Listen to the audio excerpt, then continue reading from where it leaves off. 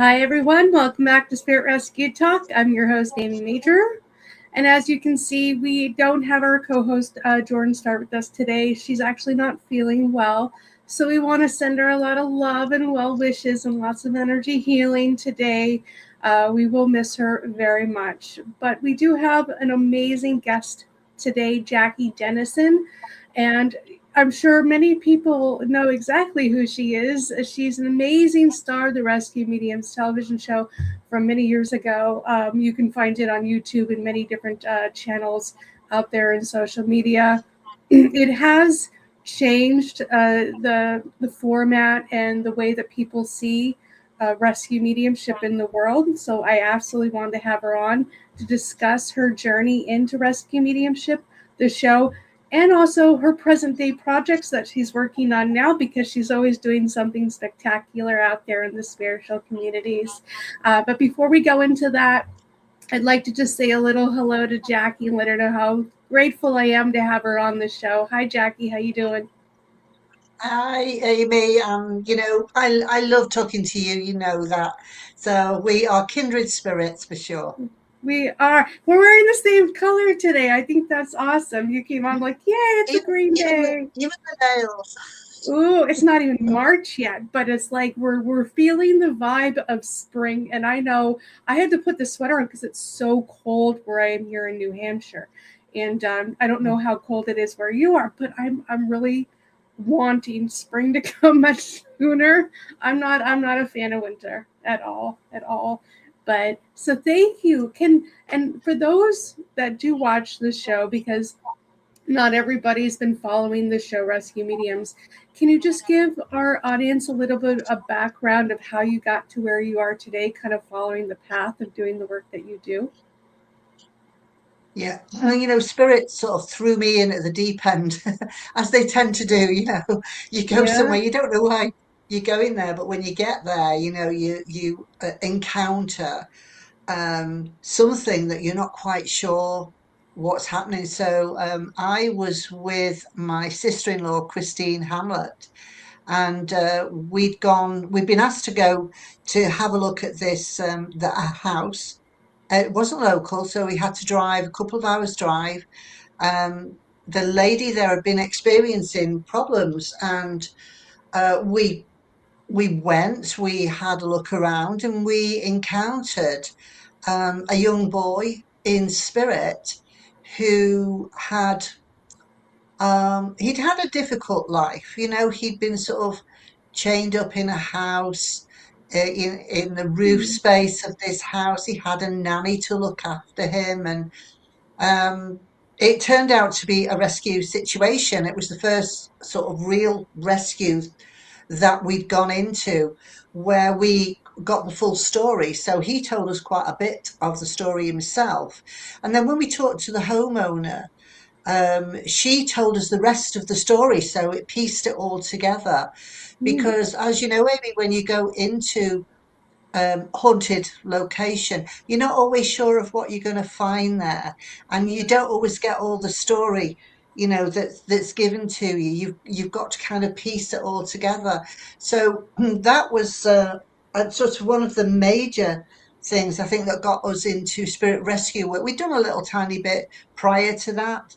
And the Psychic News had run a story on us, and that's how the lady got hold of our information. So it snowballed from there. Yeah. Once they found out what we could, once spirit find out what you can do and what they know they want you to do, then I think you're sort of pushed into places where people find you. So that is sort of the background really of Rescue Mediums, the TV show that we did. Right. Um, and also the rescue work, which I still do now. I still do spirit rescue work now. I have to say though, a lot of rescue mediums will charge a fee. Quite rightly so. If it's your business and you're charging a fee, you've got a service there. I have never ever charged for rescue work. Right. Um, in all the years that I've been doing this, that doesn't mean to say it's right or wrong. It's just something that I've never do. I charge for readings, but or for teaching, but never ever charge for rescue work unless, of course, it costs, to go somewhere, or you can't work because you have to be somewhere, so you've got to cover things. So when local people, for example, when they say, well, how much are you going to charge me for now? They'll say, well, do you have a kettle? Yes, we have a kettle. Well, we'll have a cup of tea and a biscuit, and that's charged today. So that's just something that we've always done. That's something I've always done. And it's still something I do today, all these years down the line. Well, I do. I tell a lot of people, I'm like, there's not a lot of money to be made with rescue mediumship, because it's like, what do you do? Do you get, do you ask the ghost to take out their credit cards and pay you or something? It doesn't work that way. When the spirit's in need, they need to help to move into the light. You don't think about what you're going to make money monetary wise. You think about what you're going to do as far as helping. I don't charge to help cross the spirit over. The only thing I charge for is actually going to a location or energetically clearing the location after the spirit's been crossed, because there's a lot of residual energy left behind. And it sometimes a lot of mediums use a lot of tools, so they invest in the tools, they invest their time, because it could take a few hours to do that work. But to help a spirit cross, no, most mediums don't charge for that, because it's like, how can you, for that? And I've had people reach out to me as well, go, how much will it charge you to help cross my brother over? I'm like, well, let's make sure first that he is earthbound. Let's link into his energy. If he needs to go, let's just help him go. I'm like, this isn't something I'm going to charge you for. It's like, I don't feel it's like morality, with morals. It's not exactly the right thing to do. But again, it's a personal choice that a lot of people have out there. But those of us that have been doing this work for a long time, and you and I have both been doing this work for a few decades now, that it comes with a responsibility, and it comes with acceptance of the work, and over time you just find that if some things just aren't worth it, you just don't want to go and start charging, because you can't help as many spirits, because most people don't have the money to be charged to help those spirits. So I agree with you on that. And so you were kind of thrown into the rescue medium show, and it kind of just fell into place, and it kind of just happened. And I was telling you, that's just the way fate works. When something's really meant to happen, it's just going to land in your lap. You don't have to go searching for it. You don't have to try for it. It's going to really just be there for you. So you were obviously meant to do the show, and you have so many people following with the show. What's your particular view on doing the show? Do you feel like it really made a difference as far as people understanding more about the work? Yeah, I think that was always the thing with Christine and I, because we've been doing spirit rescue work for a number of years before the show came along.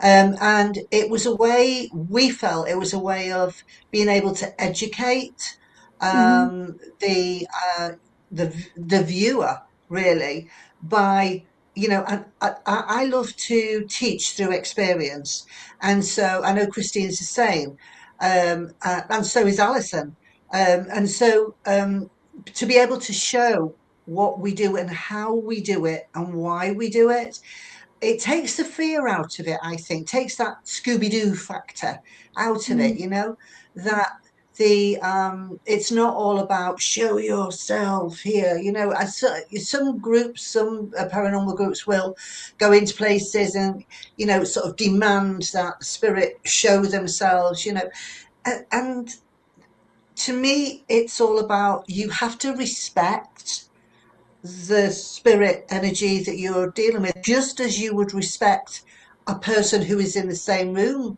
with you. You have to respect their opinion and why they're there. And so I think from a respect point of view, we try to get that across to the viewer, but also to educate that if you ground yourself and you protect your own energy, then you are more open to understanding what's going on, and it's not all about a ghost that's just suddenly going to float past you and or going to tap you on the shoulder. It's like, well, why are they doing that? What are they doing? Why are they here?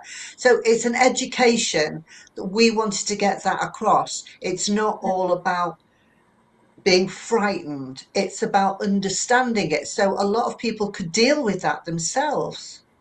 And that's what I really loved about your show was that it was more educational and positively based rather than fear based. Because there are a lot of paranormal shows, and the producers really like to provoke fear responses because the sensationalism of it. And they were Yeah. doing that for 15 years. It's like, back in the year 2002, I really wanted to get something on the air as far as rescue mediumship goes. And my guys were like, not yet. They're not ready for it. All the paranormal shows are out there. That's what everything's so hyped up about right now.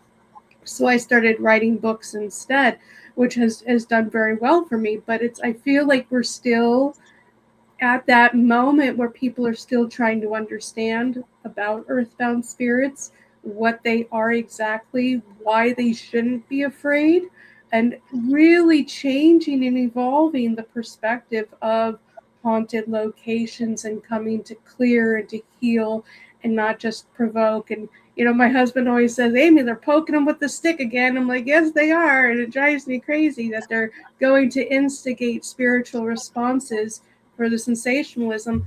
But I think that humanity's perspective of that is really starting to change. And a lot of Mm. paranormal teams are bringing in rescue mediums or healers or space clearers because they do recognize there is a desire and need for that in these paranormal communities. And I know, said you're working with some paranormal communities right now. Can you tell us a little bit more about that?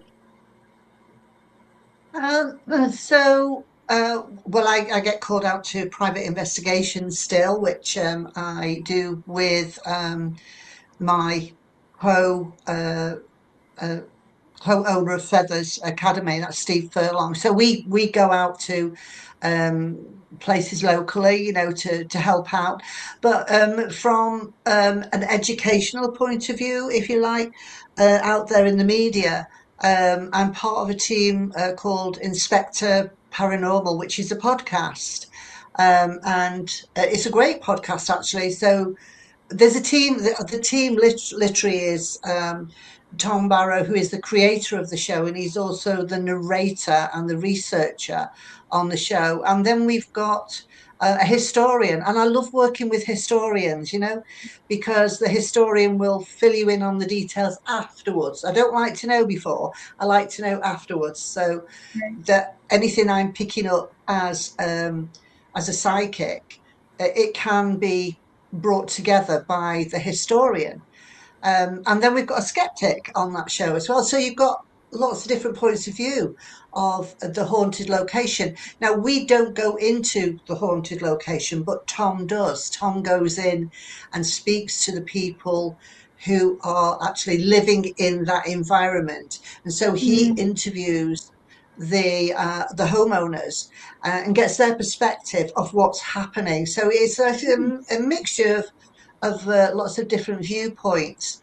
And I'm really enjoying doing that. We're just about to start the second season of that show. And that's a podcast. It goes out on lots of different platforms.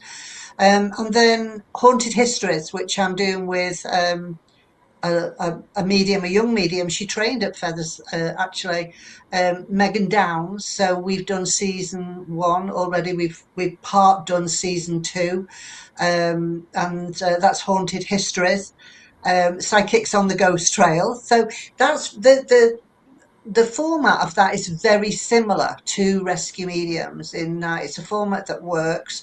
We go into known historical locations that maybe have hauntings, or we sort of unpick what's there while we're there. So and if someone needs rescuing while we're there, then both Megan and I can, help in that situation. In fact, we just done one, and Megan was connecting to somebody in spirit who walked through her. She'd never experienced that before, and so that will showcase what it feels like from a new perspective. She's a young medium, and I'm sort of the older medium. So it's a nice balance between the two of us, because she brings in like a fresh approach to things. She's Right. very into Wiccan kind of things. She loves all the Wiccan stuff. Um, so her perspective is different to me, who has been doing this for a long time, but it works really well. It's like having your daughter with you when you're going on adventures kind of thing. So we're really enjoying that. We have a researcher on the show. And so the researcher will go and find things out after we've gone to the property or the location. This can be in town or a city. We went to Chester. We worked outside, and then we went into a very old building there. And you've got the history of the land as well there. So the Mhm. researcher will bring all that in, and then Megan and I will discuss, what the researcher has found. So again, from a historical point of view, it's great to be able to fill in some missing blanks, as well as to confirm certain things, like who was there, why were they there, putting meat on the bones, I suppose, really. And then I've been Absolutely. working in Japan as well. So I've done 3 shows in Japan. Love working there. Culture is very, very different. Mhm. So I do a lot of energy work there. Well, I'm always rubbing my hands and sort of sensing things, sensing energy with my hands like that.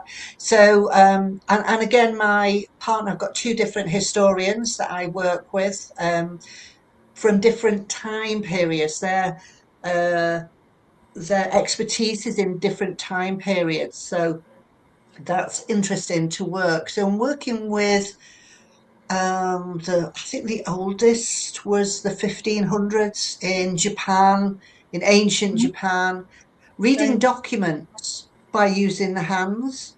I don't know if you've ever done that. As a rescue medium, you'll use all of your senses as well. But I So scan, psychometry. right? Yeah, I scan with my hands. And Mhm. so I have read 2 different documents in ancient Japanese. I don't speak Japanese. I have to have an interpreter while I'm there. But scanning the documents to find out what was the writer thinking about when he or Right. she wrote that, rather Mhm. than what are the words saying. So because the thought comes before the word, or Right. the writing. So that's how I work when I'm working with my hand chakras, and that's how I worked in Japan. So um, with one of the documents, a priest had to interpret what was in the document. It was because it was in ancient Japanese, and even the researcher wasn't able to read it.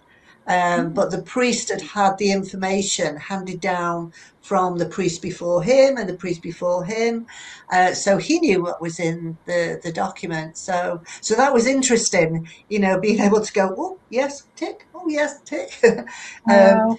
and I love that. I love being able to work in that way. It's a completely different way of working, rather than just working with spirit energy.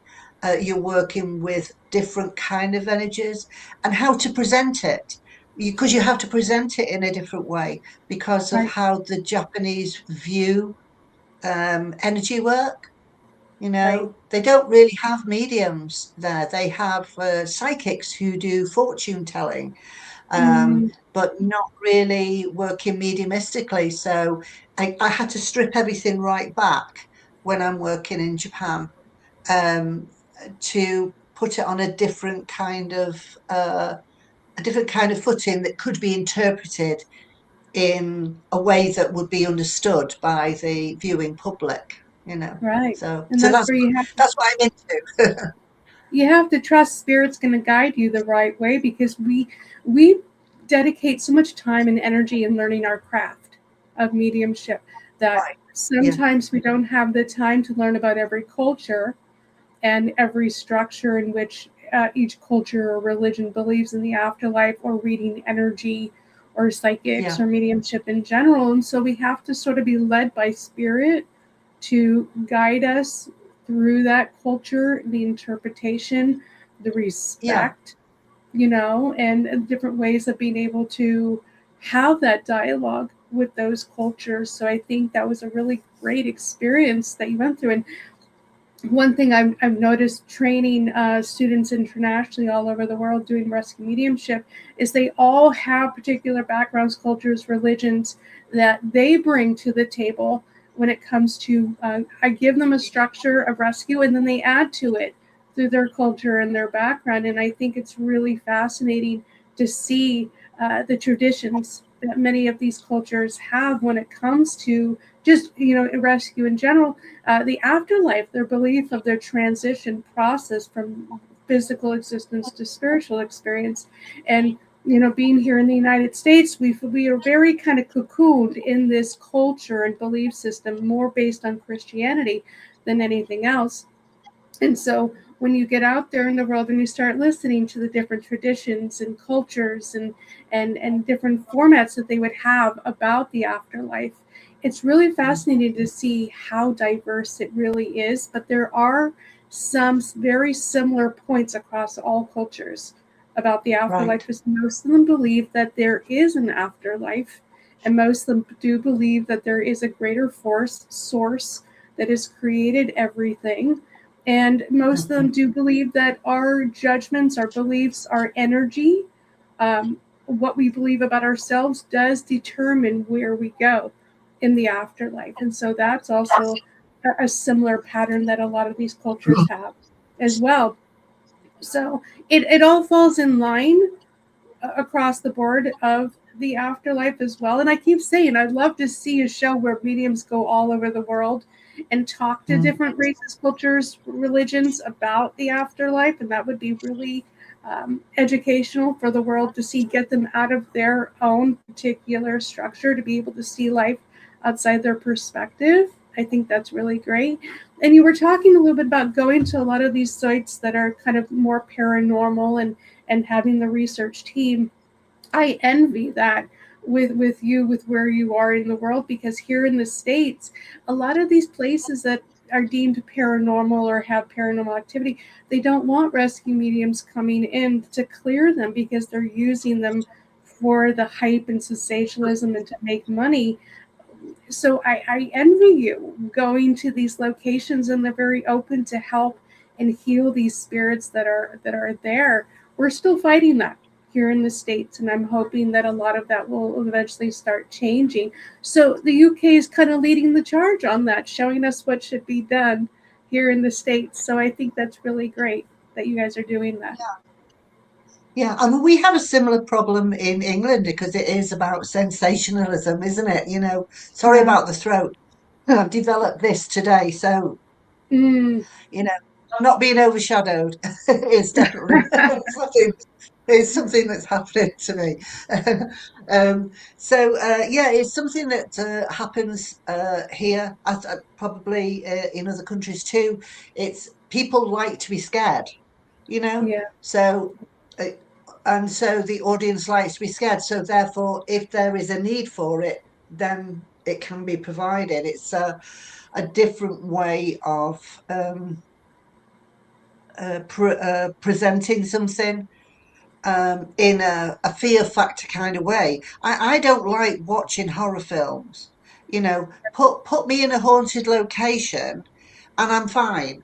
But put a horror movie in front of me, no, thank you very much. I don't do horror. I've never done that. So I've always tried to rationalize why something is happening in the way that it is and to understand it. And so that's rescue mediums, that's haunted histories, that's Inspector Paranormal, that's the shows that I do in Japan. It's all about the reality of it and how you can unpick it. But there are shows that just want to sensationalize it, all over the world, so it's It's not true. just in America. It is in England as well, because the audience want that. The audience want to be scared. They're not interested in the spirit. Can you imagine? I mean, you must have come across this. You go into a haunted location that has been maybe many paranormal groups have been there, Mm-hmm. and it's flat. It's flat Yes. because there's nothing there anymore. It's Right. flat. So I'm not saying that the groups will make things happen, or which some of them do. They will create an energy. So, just for example, if I was to say, I want you to think of your big toe on your right foot. The more I say, think of your big toe on your right foot. That's all you'll think about, is you'll forget about the other parts of your body, and you'll be very aware of your big toe on your right foot. And so it's very much a mind thing. So I think in a lot of cases with paranormal groups, they will create a situation if it's flat. They'll create something like, "Oh, I've just heard something in the corner of that room. Can anyone else hear it?" And then Mm-hmm. someone, "Well, I thought I heard something there as well." So then all your spider senses are tingling. You're a member Right. of Joe Public, and you've gone there. You've paid to go to a paranormal investigation because you want to experience something, and then someone's telling you, "Oh, there's someone in the corner. I can see them in the corner. Can you not hear that?" So it creates something, and that is the kind of thing that I do not like. you know that's why I like, with the research, to be able to back things up afterwards, not beforehand. Not Don't tell the people beforehand what they're going to experience Mm-hmm. in a place, because then they've already got it in their mind as like, "Oh, we know that somebody died on that spot 200 years ago, because it says so in the history books." you know um rather than going in somewhere cold and going, "Oh, I just have a feeling that there's something here. The energy feels different here. I don't know why it feels different here, but the energy, and I feel as though I'm upset in this area." So when the historian can come in to say, "Well, actually, we do know this from the history books, that someone actually died in that corner." So then you've got something to back up what you are using naturally or Mm-hmm. communicating naturally.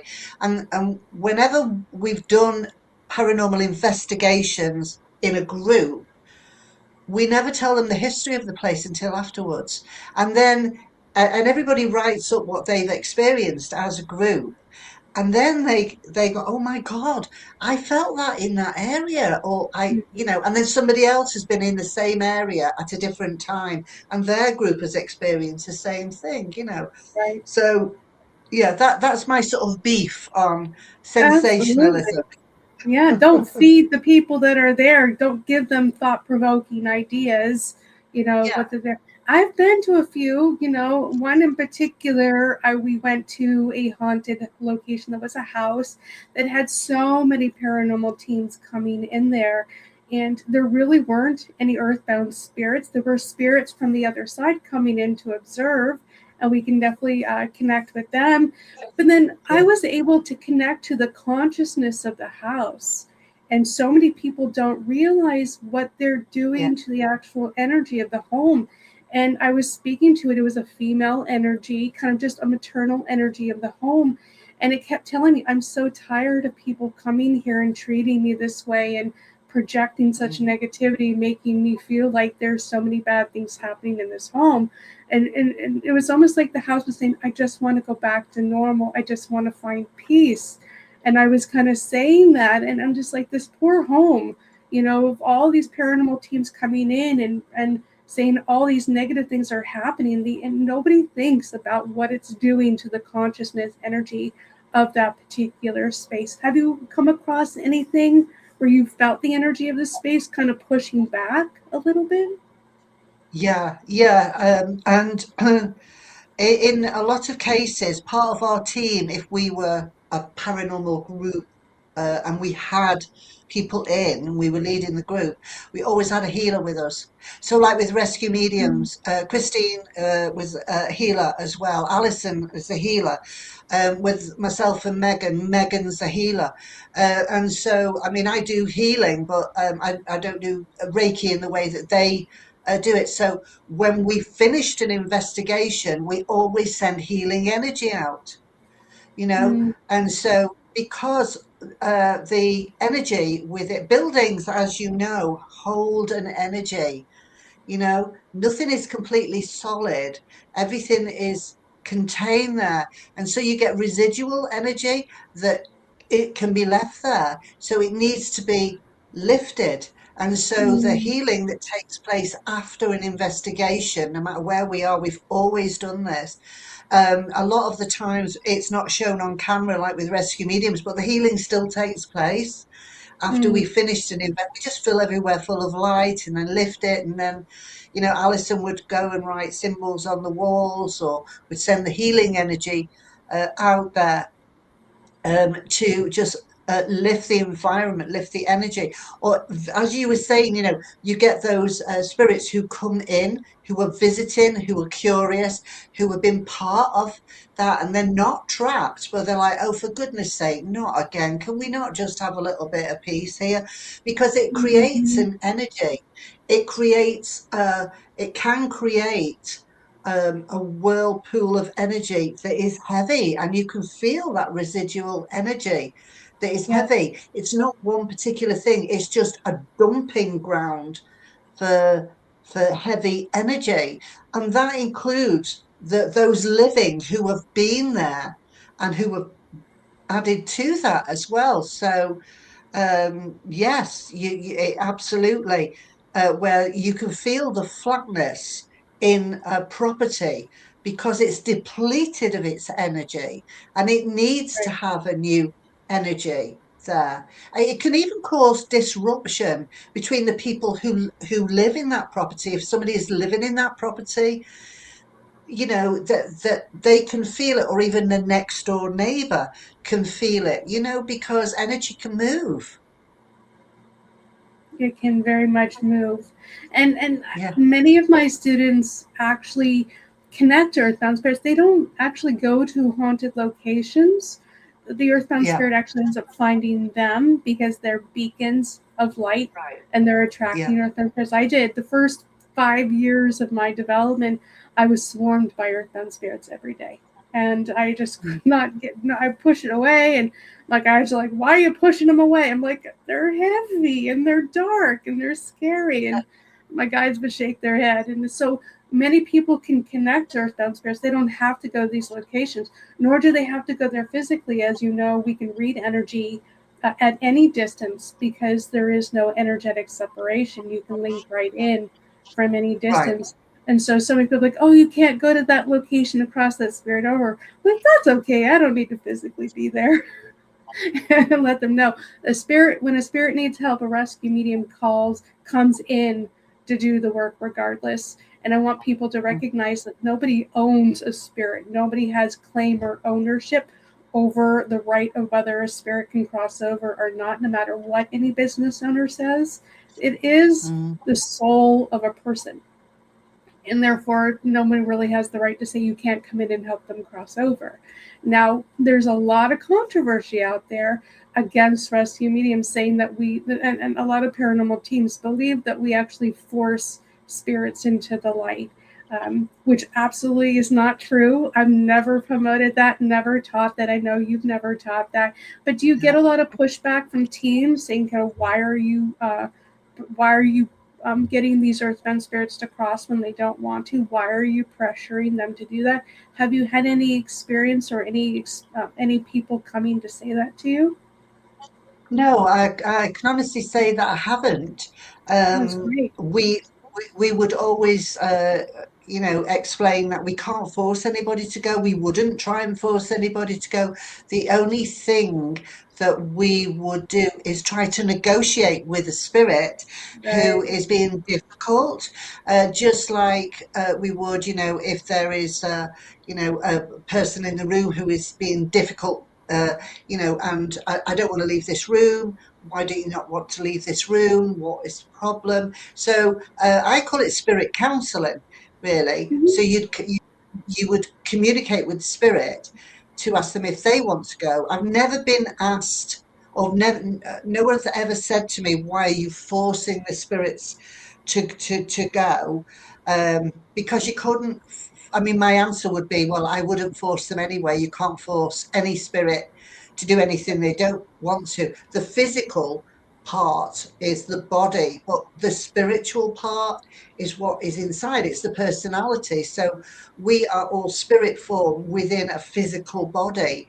And when we lose the physical body, the spiritual part, our personality, that's what, remains. So you would only treat spirit energy like you would somebody in physical form. You wouldn't push somebody through the door if they didn't want to go. You'd find out, why do you not want to go? Do you want to just sit here a bit longer? And if that's fine, if that's what you want to do, would you like someone to come and join you? I've had that happen before, where spirit have just like, I really don't want to go, don't want to talk to you about it. I just want to sit here.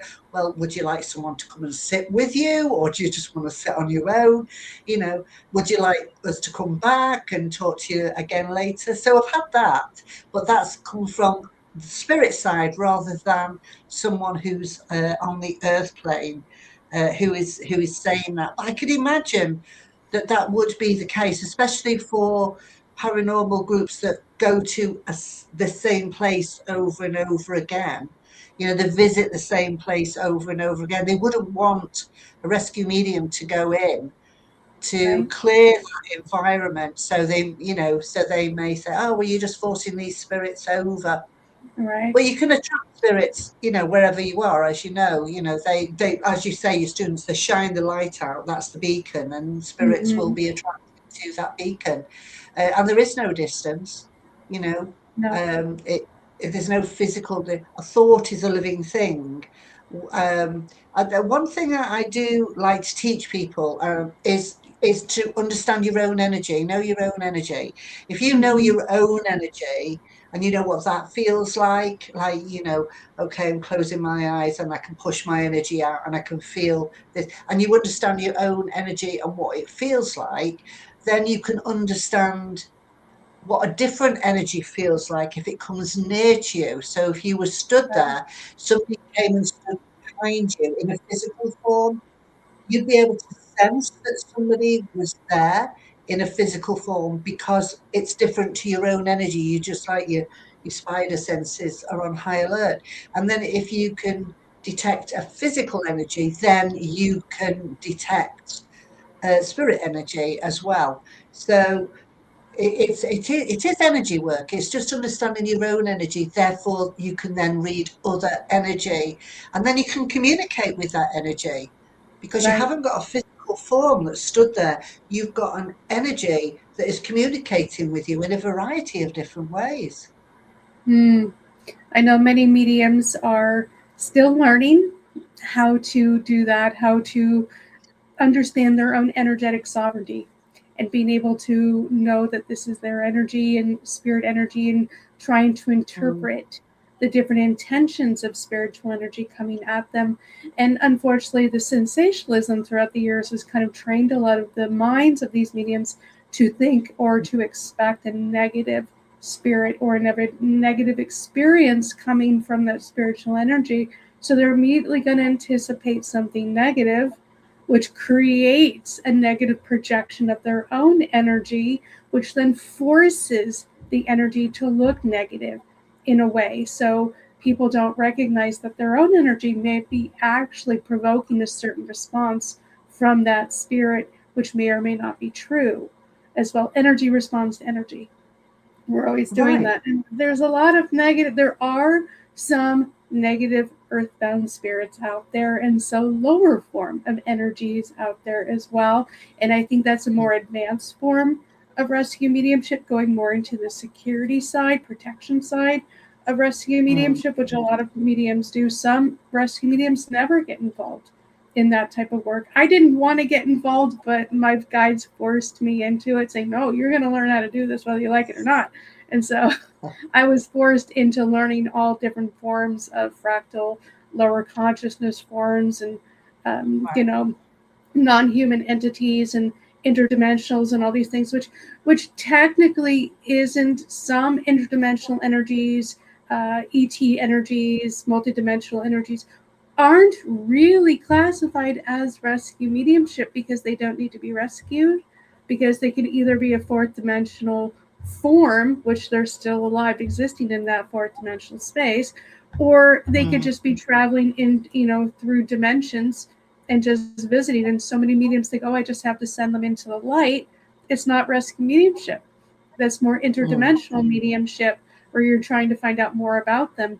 And have you been able to connect to other forms of energy, such as ETs, interdimensionals, when you're going to these haunted locations? Um, I I personally haven't in I don't I'm sort of hesitating when I say that because I apologize for that.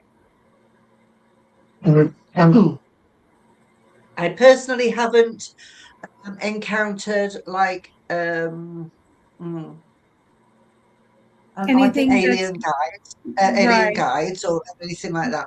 However, I have connected with energy that you cannot um, initially understand.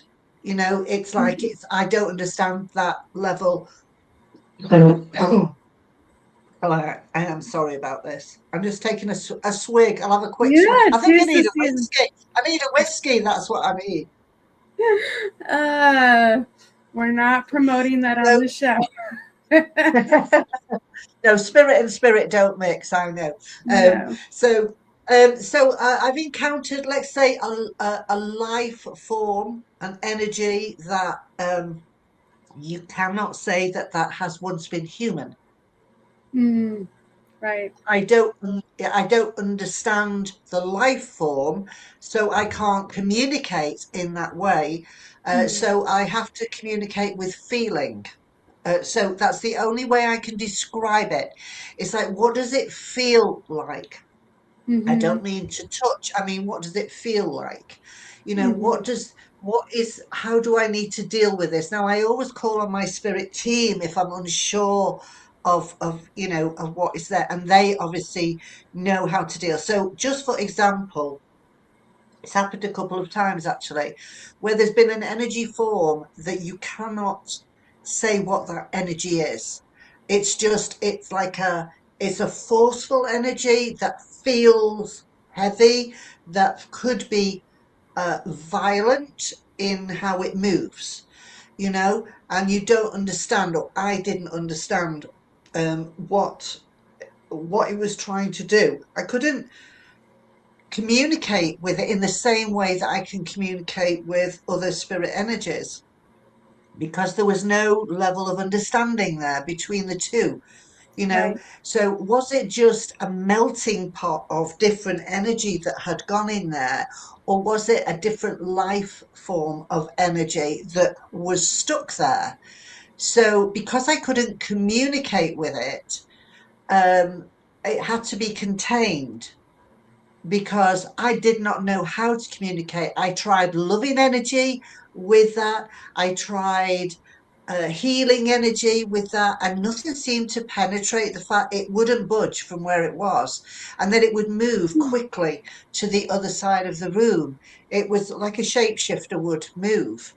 Mm-hmm, The shapeshifter of energy would move, and normally with the shapeshifter, you can sort of wait until it quietens down and then start negotiating to find out what was going on. But with this, it was like I didn't understand. It was like a mix of lots of different things that didn't make sense to me. So the mm, only thing I could do was ask my spirit team to contain it. So what I can only describe as a doctor wearing a white coat came nice. forward, never met this spirit energy before, and he took complete charge and contained in some kind of form Mm, this energy. And that's it's the weirdest thing I've ever encountered.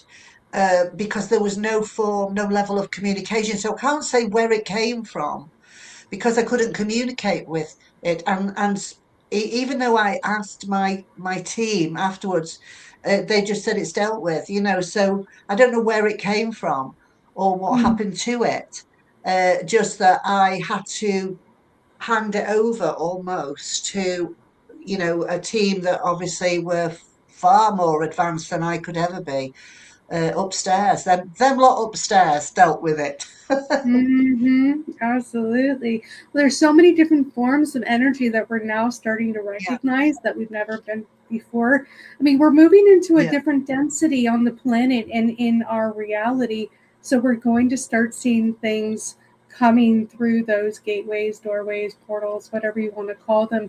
right. And we don't know really what they are. We don't know how to handle them. We don't know what we're supposed to be doing.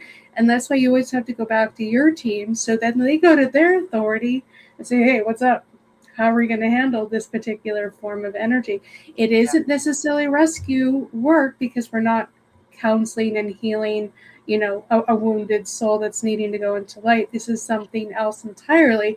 And my guides have been yeah. kind of telling me that this is a form of interdimensional mediumship that a lot of mediums are going to start getting more involved in, just to be able to communicate, to access information from those dimensions and understand how we're all playing a part in this experience.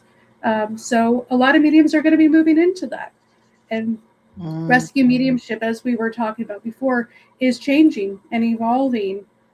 And I think so many mediums are saying, well, what about this? What about Bigfoot? What about ETs? What about UFOs? What about, interdimensionals? And I think we need to start, and I hate putting things in boxes, but really kind of classifying different forms of work outside of rescue mediumship, because people have been kind of dumping it all into one category beforehand, kind mm, of putting paranormal and then there's spiritual, but there's so many different forms of spiritual work that are in between paranormal and spiritual, more metaphysical in nature. yeah. And so I think rescue mediumship is going to evolve more towards a classification of a specialization to help particularly earthbound spirits only, so that we're not Mm, moving into many different forms of these interdimensional, multidimensional forms of species that don't necessarily mm, need to be. But rescue mediums need to be well informed of these different forms of energy because they can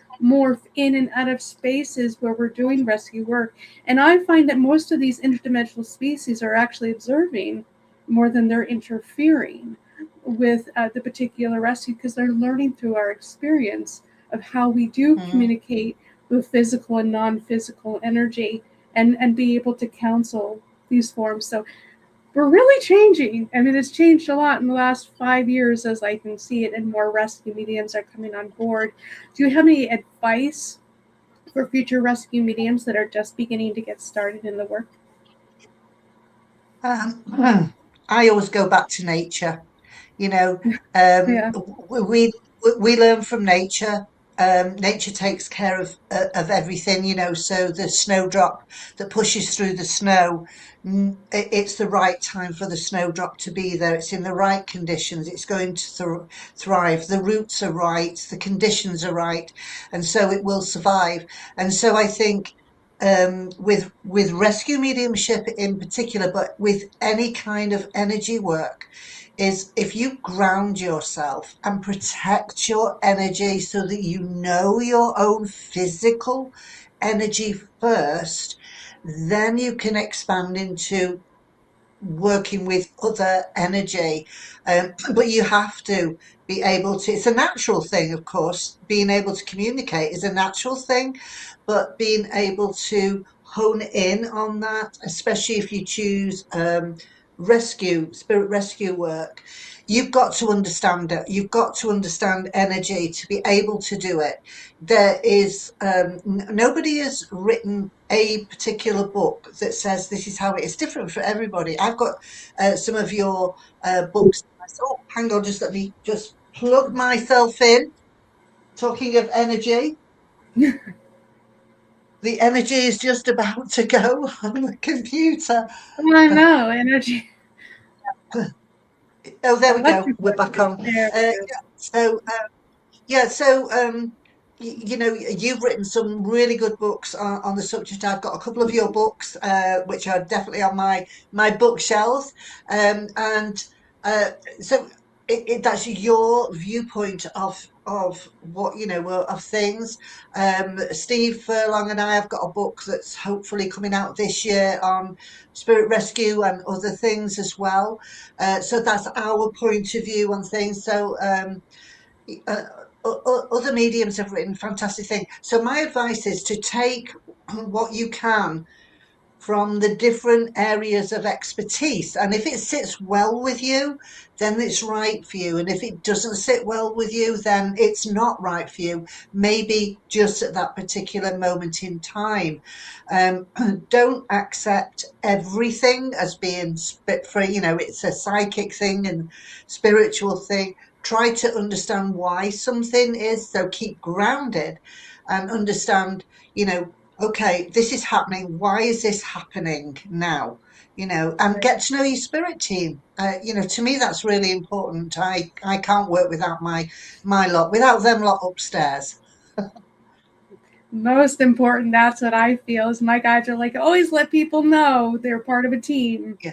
and they're always going to Hmm. be working with their spirit team. Rescue is not something you should be doing alone at all. But I know you've had Feathers Academy. Is that still up and running, where many people are coming to you for classes? Is that how people can reach out to Yeah. you?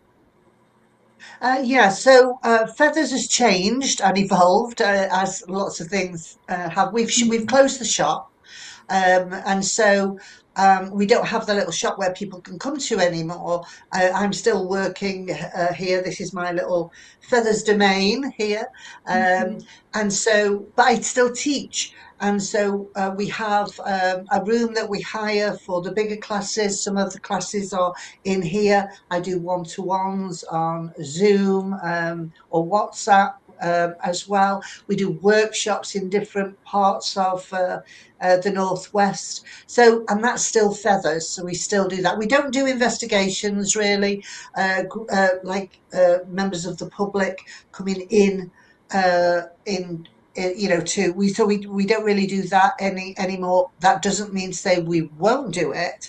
But if you come on one of our investigations, you'll do, you know, we'll get the grounding first, the protection, opening the chakras. We won't tell you anything about the location, and we teach you how to communicate, how to use a pendulum, for example. They're great with spirit energy, using Mm-hmm. pendulums or the dowsing rods. I like those kind of things, not so much the technical things like, you know, the ghost boxes and, you know, the spirit boxes and things like that, or this is my psychic antenna. That's what I use more than anything else.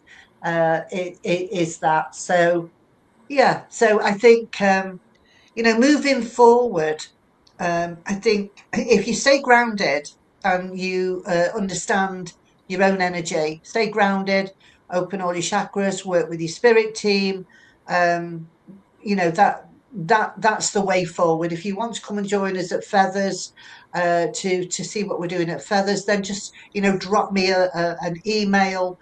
Mm-hmm. Um, and we have classes running right through the year, so that's still ongoing, but not the shop anymore. We don't have the shop part anymore, so you can't just drop in for a cup of tea anymore like you could do in the past. Oh man. I'd love to come over and have a cup of tea with you, Jackie. I love it. I love it. So if they are interested, how can they reach out and connect? Is there a website they can go to? So yeah, you can come directly to my website, which is www.jackiedennison.com, or you can go to, and you can go to all of my different platforms from there. Haunted History is, I'll let you have all the details, but it's hauntedhistory.co.uk. We've got our own YouTube channel for that, so you can you know join and have a look. It's all free, so you can have a look at Yeah. what Megan and I are doing. Inspect Paranormal, that's on many different podcast platforms. Apple podcast is just one of them. Facebook, of course, you can get me on Facebook, Jackie Dennison on Facebook. Um, and so, yeah, there's lots of different ways. If you're meant to find me, you will. That's right. Thank you so much for coming on today. It was so good to see you again. It's been a while since we've talked, and I was so It looking forward to is. having you on the show. So thank Yeah. you. Oh, thank you for inviting me. I always love connecting with you because we're definitely, as I say, we're kindred spirits. Yeah, We for are sure. for sure. Absolutely. And thank you all of you for joining us today. Again, if you need to reach out to Spirit Rescue Talk, you can email us at spiritrescuetalk@gmail.com. You could put a comment below. I'm posting this all over socials. Just put a comment. Make sure they're positive. We like to see positive comments. And we look forward to seeing you guys again next time.